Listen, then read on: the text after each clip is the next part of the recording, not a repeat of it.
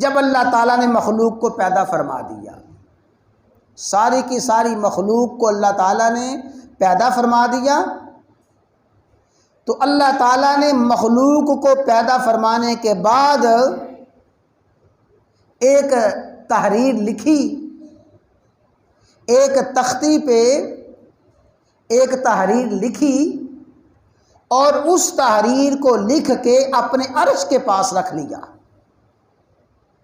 اللہ تعالیٰ کے عرش پہ اللہ تعالیٰ کی طرف سے تحریر موجود ہے، وہ لکھا ہوا اللہ تعالیٰ کا عرش الہی کے پاس موجود ہے۔ کیا فرمایا رسول اللہ صلی اللہ علیہ وسلم نے، اللہ تعالیٰ نے وہ تحریر لکھی، تحریر یہ تھی، ان رحمتی سبقت غضبی، میری رحمت ہمیشہ میرے غضب پہ غالب رہے گی۔ اور ایک حدیث میں فرمایا ان رحمتی غلبت غضبی، میری رحمت میرے غضب پہ غالب رہے گی۔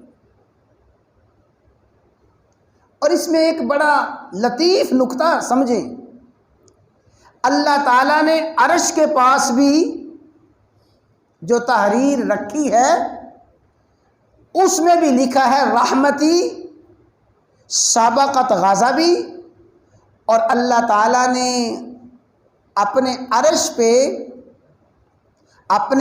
پہ قیام فرمانے کا، اپنے عرش پہ قرار پکڑنے کا جو ذکر فرمایا الرحمن علی العرش استویٰ، عرش پہ جو ذات قرار پکڑے ہوئے ہے، عرش پہ جو ذات ہے، وہ ذات کون سی ذات ہے؟ الرحمن۔